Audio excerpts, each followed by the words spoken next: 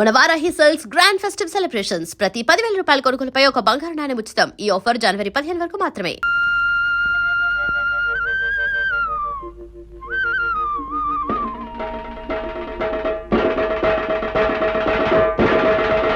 ఇందు మూలముగా సమస్తమైన ప్రజలకి తెలియజేసేదేంటంటే 10 ఏళ్ల క్రితం ఊరొదిలేసి వెళ్ళిపోయిన ముసలయ్యకి సారా కొట్టు గంగులకి తలం విషయంలో వచ్చిన తగాదాని రేపు రాయుడు బాబు రచ్చబండ దగ్గర తీర్పు చెబుతారు గనక 50 మంది రావాల్సిందహో. ఇవాళ గొడవేటో చెప్పు పంతులు. ఇదిగో ఈ ముసలయ్య ఊరొదిలి 15 ఏళ్ల క్రితం పారిపోయా. ఇతనుండే కొంప దుమ్ముతో ధూళితో బూజుతో శాస్త్ర ప్రకారం దెయ్యాల కొంపలా మారిపోయి పాపం గంగయ్యనబడే ఈ పెద్ద మనిషి ఊరి పెద్దల అనుమతితోనే దాన్ని తీసుకున్నాడు, బాగు చేసుకున్నాడు. సందేహం లేదు, దానికి ఎంతో డబ్బు కష్టము ఖర్చయినాయి. మళ్ళీ ఈ ముసలయ్య 15 ఏళ్ల తర్వాత తిరిగొచ్చి ఆ కొంప నాదే నాకే ఇవ్వాలని అల్లరి మొదలెట్టాడు. నేను ఏ గొడవ చేయలేదు బాబు. చేపల కూర కబుర్లు చెప్పకోవా. ఊళ్ళో పెద్ద మనుషులు మేము అబద్ధం చెప్తున్నాం అంటావా? సందేహం ఏముంది? ఇందుకనే శిక్ష వేసేయచ్చు. నువ్వు మట్టగెరసలా ఊరికి గింజుకు పోకో. విషయం ఏంటో ఎన్నాయి. నువ్వేమంటావు ముసలయ్య?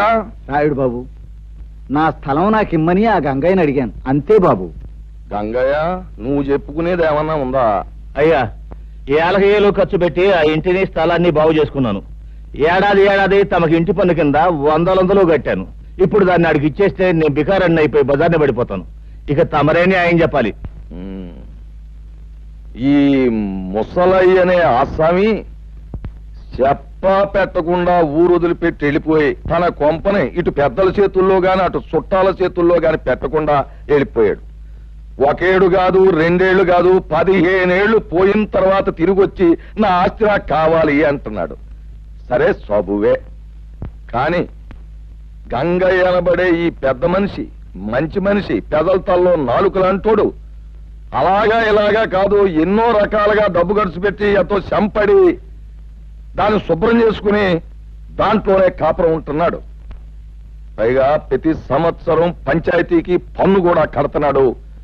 15 ఏళ్ల క్రితం పారిపోయిన ఈ ముసలయ్య వచ్చి ఇలా ఆస్తి నాది అంటున్నాడు. కానీ నిజానికి ఆస్తి మీద సర్వాకులు గంగయ్యకే ఉన్నాయని, ముసలయ్యకి ఎంత మాత్రం లేవని ఘంటాపదంగా ఏకగ్రీవంగా తీర్మానించడం అయిన. సందేహమే ఉంది. శాస్త్ర ప్రకారం తమరి తీర్పు ఎదురులేని తీర్పు. ఏమంటారు? అన్యాయం, ఇది అన్యాయం. నేను లేనని చెప్పి నా తలం మరొకటి స్వాధీనం చేసుకుంటే అది న్యాయమేనని తీర్పు చెప్పే మీరు పెద్దలు కాదు, దుర్మార్గులు. నాది మరొకటి దోచుకుంటే ఆని దండించక ఆడికి వస్తాసు పలికే మీరు మడుసు కాదు, రాక్షసులు. నోరు ముయ్యి, ఏత పొగరమూతు మాటలు. ఆ భాష ఈ ఊళ్ళో చెల్లదు. ఇక్కడ పెద్ద మనుషుల్ని నువ్వు అడ్డమైన మాటలతో అవమానించినందుకు కొరడాతో డజను కాజాలు ఇచ్చి ఊరవతలకి సాగనంపేమని తీర్పు చెప్పడం అయినది. రాముడు, ఇచ్చే కాజాలు.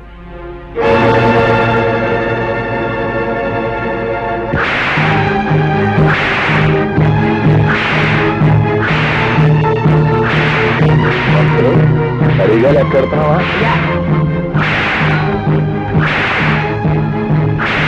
అయ్యా, ఎవరు ఘనంగా తగవులు విడగొట్టి శాస్త్ర ప్రకారం ధర్మాన్ని నిలబెట్టారు. ఇక మనం బయలుదేరదామా? ఏమిటి?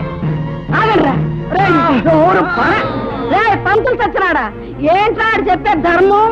సొమ్ములేనాన్ని, సత్తులేనాన్ని లోకు చేసి అన్యాయం చేసి అన్ని సాగుపట్టడం అంటారా మీరు చెప్పే ధర్మం? రేయ్, ప్రాణానికి భయపడి ఈ పెదలంతా మీరు చేసే పాపాలు చూస్తా ఊరుకున్నారా?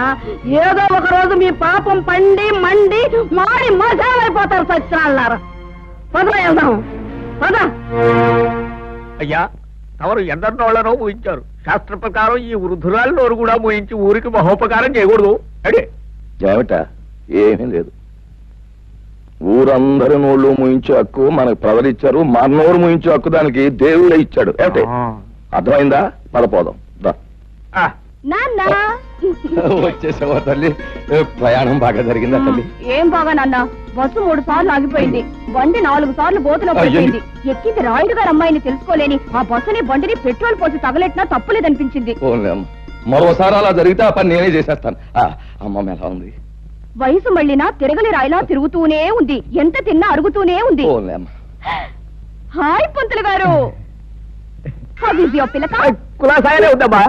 నువ్వు దాని జోలికి పోకుండా ఉంటే నిక్షేపంగా ఉంటుంది. ఏమిటి లింగం గారు, వేళ తప్పకుండా మీరు తాగడం తప్ప మీ ఆవిడ నెల తప్పడం గురించి చిన్న పిల్లవి అంత పెద్ద విషయాలు మీ అంత పెద్ద కాకపోయినా నేను పెద్ద మనిషి అయిందానేనండి. అలాగేనమ్మా, ప్రయాణంలో బాగా అలసినట్టున్నావు, వెళ్ళి నీళ్లు వేసుకోమ్మా. లింగం గారి పెళ్ళమే ఇంకా నీళ్ళాడలేదు, పెళ్లి కాని దాన్ని నేను నీళ్ళోసుకోవడం ఏంటి? అబ్బా, మొత్తానికి ఎలాగైతే అందరినీ ఓ దులుపు దులిపేసిందయ్యా. ఏమిటో పిచ్చి పిల్లంతా వాళ్ళ అమ్మ పోలిక. ఆవిడ కూడా పోయే వరకు ఏదైనా విషయం వస్తే తమాషగా ఓ దులుపు పోయేది. ఈ దులుపుడు వ్యవహారం ఉంది చూశారు, ఇది కుటుంబానికి ఎంతో శుభప్రదం అని శాస్త్రాలు ఘోషిస్తున్నాయి. అలాగా అయితే చేయకూడదు. దండాలండి. రారా గంగులు, మా వామద్దు పట్నం చెప్తూ పారం వచ్చారండి, తమకి చెల్లామని వచ్చానండి. దేవుడురా నువ్వు, తీర్పు నీ తరపుని చెప్పామని ఆనందంతో పారినట్టుకు నీ పేరు చెప్పే పుచ్చుకుంటాం. ఇల్లు వస్తానండి. నమస్కారం నాయుడు గారు. రావయా, కూర్చో. రోజంతా కనిపించకపోయినా గ్లాసులు వచ్చేవాళ్ళకి వచ్చి కూర్చుని పోతావు చలపతి. మహర్జాతకం లాగా వారిది మందు జాతకం అండి. ఏమిటి నా బొంద జాతకం. రాయుడు గారి స్కీమింగ్ ప్రకారం పట్నం వెళ్ళి ఆ యానాద్రావుడి పొలం చెక్కను నొక్కేయడానికి కోట్ల చుట్టూ తిరగలేక తెస్తున్నా. నువ్వెక్కడ తెస్తావు? ఏదో పారిని మింగేవు అంటే మళ్ళీ బతికేస్తావు. వెళ్ళిన పని అయిందా? లాయర్ గారికి 4 డబ్బులు కనిపించి పని జరిపించాను. రాయుడు గారు తలుచుకుంటే జరగనే ఉంది. వారు ప్రభువులు, వారికి తెలియకుండా ఈ ఊళ్ళో ఎవరు చావడానికి లేదు, బతకడానికి లేదు, ఈ ఊరి నుంచి బయటికి పోవడానికి లేదు, పొరుగురు వాళ్ళు లోపలికి రావడానికి లేదు.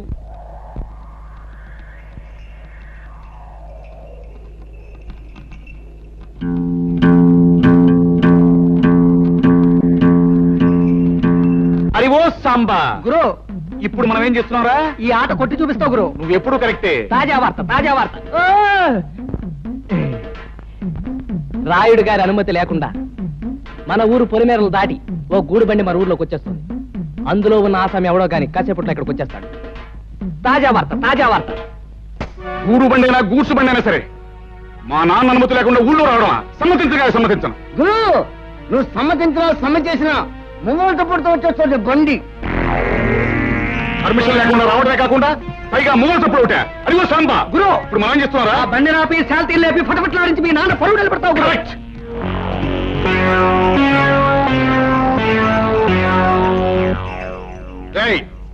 బండిలో పడుకున్న బాట్కోనాయాల పర్మిషన్ లేకుండా ఈ ఊళ్ళో కాలెడితే తలగిరిపోతుంది తెలుసా?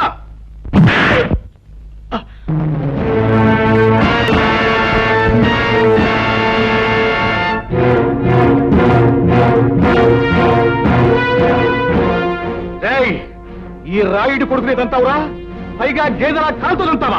క్లోజ్. ఈ రోజుతో నీ చాప్టర్ క్లోజ్. అయ్యో సాంబా గురు, ఇవాళ వీడిని మనం ఏం చేస్తున్నావురా? ఈ వేళ వీడి చాప్టర్ క్లోజ్ చేస్తాం గురు. ఒరేయ్ రాయుడు కొడక, ఈ ఊరే కాదు, ఈ దేశంలో ఏ ఊరు కూడా ఎవడబ్బ సొమ్ము కాదు. కనుక వచ్చేవారికి అనుమతులు పర్మిషన్లు అక్కర్లేదు. కానీ మా ఊరి పద్ధతి ఏ పద్ధతైనా ఈ వేళ నుంచి మారి తీరాలి. ఎందుకంటే మనం దిగాం కనుక. అరివో సాంబా గురు, ఇప్పుడు మనం ఏం చేస్తాంరా? మా గిరిబాబును వదిలేస్తావు గురు. Not correct, not correct.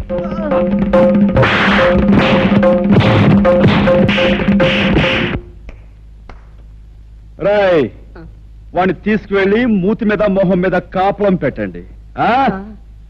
Right. 100 200 వేసుకో బాబా, తొందర వేసా.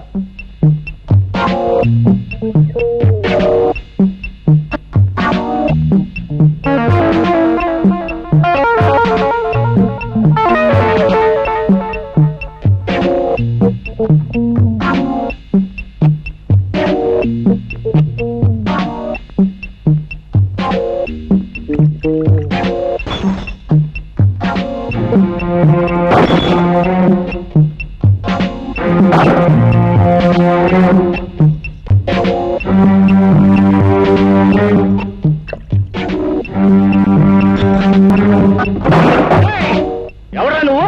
నిన్ను చెడుగు చేస్తాను. ఈ స్థలం తాలూకా యజమాని అనుమతి లేకుండా నువ్వు ఇక్కడ సారా కొట్టు పెట్టినందుకు నిన్ను ఫుట్బాల్ ఆడించేస్తాను. ఏరా, పరగడుపునే ఫుల్లుగా పుచ్చుకుని వచ్చావా? స్థలము యజమాని అంటున్నావు, ఇక్కడి నుంచి నోరు మూసుకుని వెళ్ళకపోతే అది అలా నోరు మూసుకో. చూడు, ఈ స్థలం నాది, ఈ ఇల్లు నాది కాదని ఎవరైనా అన్నాడే అనుకో, వాడి తలకై లేచిపోద్ది. నువ్వు నీ సామాన్తో అరగంటలో ఇక్కడి నుంచి ఖాళీ చెయ్యకపోతే నిలువున చీరేస్తాను. సంజే?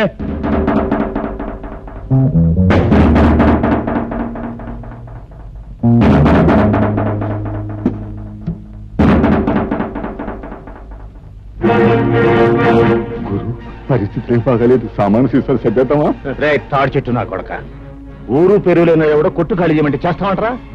ఏంటి గురు, పళ్ళు రాయ కొట్టాను, టేబుళ్ళని ఎలిగి కొట్టాను. అరగంట పోతే వాడు అదే చేస్తాడు. నోరు మీద గాడిద. రే భద్రన్న కొడక, అలా గట్టుకడా పక్కిరిగాడు వాడు మనుషులు ఉంటారు. వెనక దాన్ని పోయి తొందరగా తీసుకురా. ఇంకా మీకు 8 నిమిషాల టైం ఉంది. ఇదిగో నా దగ్గర 2 సిగరెట్లున్నాయి. ఒక్కొక్కటి కలుసుకోవడానికి 4 నిమిషాలు పడుతుంది. ఈ 2 సిగరెట్లు కలుసుకుని నేను గృహప్రవేశం చేస్తాను. గుర్తుంచుకో.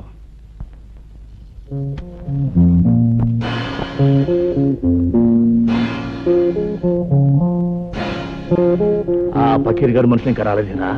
అదృష్టవంతులు వాళ్ళు ఇంకా రారు. ఓరి నా కొడక, నీకు దండం పెడతాను. నువ్వు నోరు మూయరా.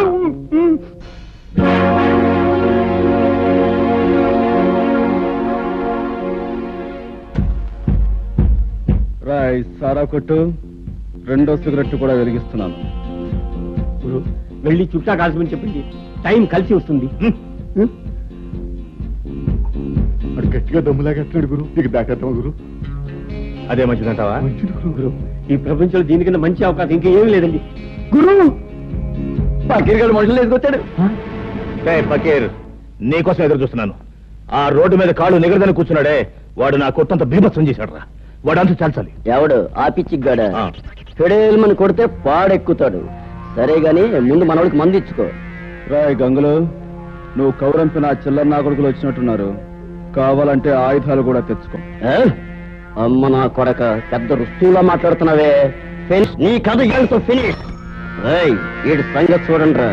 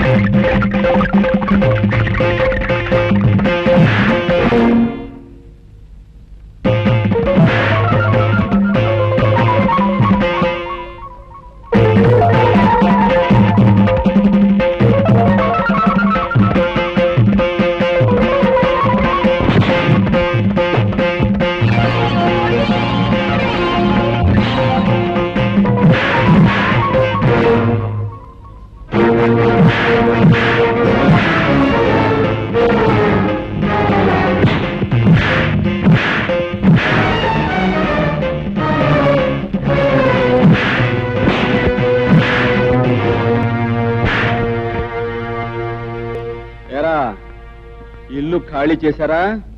రేయ్, ఇంకా నేనున్నాను రా.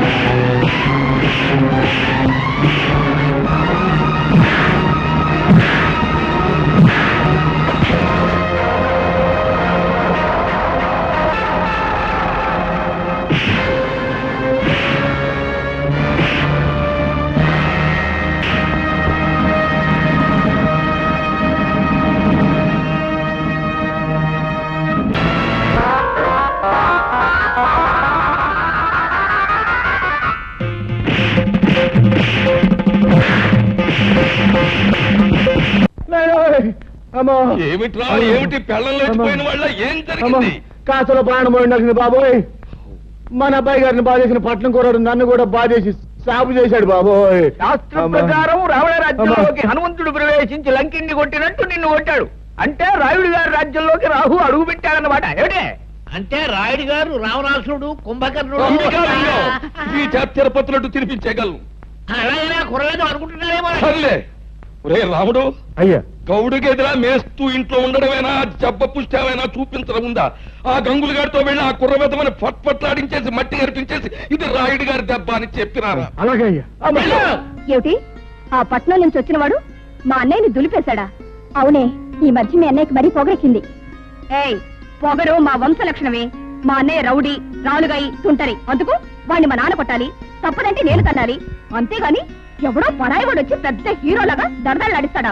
వాడెవడో నాకు తగలాలి. ఒక్క దులుపు దులిపే. అయ్యా, శాస్త్ర ప్రకారం మన రావుడి గారి కండలకి ఆ కుర్రవాడు గుండు లేక పిండు అయిపోయి ఉంటాడు. ఏమిటి తౌడైపోయి ఉంటాడు. ఏమిటి రాముడు గారు కూడా? అయ్యా నాకేం తెలియదండి. ఈ లోపలికి వెళ్ళేది అన్నాడండి. అంతే, దీపావళి అవుట్లోకి పెద్ద మోత వచ్చింది. తిరగొచ్చిన కళ్ళ దగ్గర పడి ఉన్నాడండి. ఇలా ఈడ్చుకొచ్చేసాను. అచ్చం నాకు అలాగే జరిగిందన్న. ఏడ్చావే సన్నాసాడు, ఏమన్నా సన్మానం అనుకున్నావా? తలుచుకు సంబరపడిపోవడానికి. ఆంధ్రదేశంలో ఇన్ని పల్లెటూళ్ళు ఉండగా ఆ కుర్రాడు ఈ ఊరే ఎందుకు వచ్చినట్టు, ఆ ముసలయ్యగాడి ఇల్లే ఎందుకు కొన్నట్టు, అది ఆలోచించాలి. తమరు లేచి రాజు వెడల రవితేజములు అలరగా అన్నట్టు అక్కడికి వెళ్లి ధ్వజస్తంభంలాగా నిలబడి కళ్ళు ఎర్ర చేశారంటే తనే వచ్చి మీకు ఆమె పడిపోతాడు.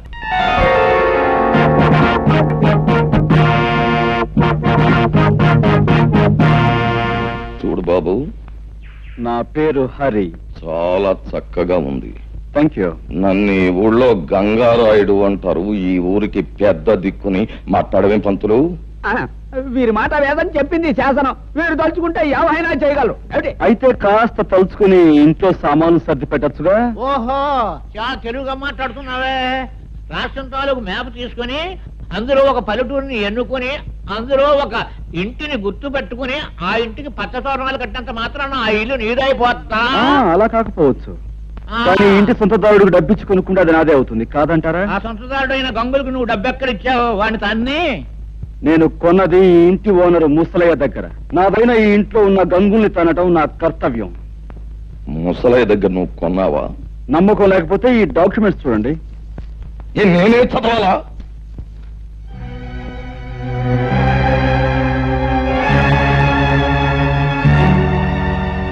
చూడండి లింగం గారు, మీకు మరో శుభార్త. ముసలయ్య దగ్గర ఈ ఇల్లే కాక అతని 4 ఎకరాల పొలాన్ని నేనే కొన్నాను. ఇన్నేళ్లు దాని మీద వచ్చిన ఆదాయాన్ని తమరు మూట కట్టుకున్నారని తెలిసింది. సాధ్యమైన త్వరలో ఆ మూట నాకు అందివ్వకపోతే తమను కూడా ఒక ఆట ఆడింతా చూస్తా. అదన్నమాట విషయం. చూడబ్బాయ్ హరి, చాలా సంతోషంగా ఉందయ్యా నాకు. ఎందుకంటే మా లింగానికి వార్నింగ్ ఇచ్చే మగవాడు ఇన్నాళ్ళకి నాకు కనిపించినందుకు చాలా సంతోషంగా ఉంది. చూడలింగం, ఆ అబ్బాయికి ఇవ్వాల్సిన సొమ్ము అనా పైసలతో మూట కట్టి పళ్ళెంలో పెట్టించే, లేకపోతే ఊరంతా చిచ్చి అని తప్పని అంటారు. చూడబ్బాయి హరి, మా ఓణ్ణి నేదో అన్నాడంట, నువ్వు పెసరెట్టు ఎట్టేసావంట. మరి జరిగింది తప్పే గనక ఆడి కన్న తండ్రిగా నేను వచ్చి మన్నించమని అడుగుతున్నాను. నన్ను మన్నింపు కోరే కంటే మీ అబ్బాయిని కాస్త కుదురుగా ఉండమని చెప్పడం మంచిది. అది మళ్ళీ నాకు చెప్పాలా? ఎలాగూ జరిగే పని అదే. ఏగో కాగితాలు, వస్తాను. ఏంటయ్యా సూపు, వెంటనే అడుగయ్యూ పోయావంటే కరకజ్జం తినిపించేస్తాను. అన్నా, ఇంతకాలానికి ఆ వెధవల్ని తన్ని ఆ వెధవల చేత దండాలు పెట్టించుకున్నది నువ్వే. మా చిన్నప్పుడు ఈ ఊళ్ళో రుస్తుం రుద్రయ్య అని ఉండేవాడట. అన్యాయం అధర్మం అని అనిపిస్తే నీలాగే పెద్దవాళ్ళకైనా సరే బుద్ధి చెప్పేవాడట. ఇక నువ్వు మాకు కాస్త ఒత్తాసుగా ఉన్నావు అనుకో, ఊర్లో దారిలో తెచ్చేయచ్చు. దాందే ఉంది. మంచికి మంచి మనుషులకి నేను ఎప్పుడూ అండగానే ఉంటాను. పదండి.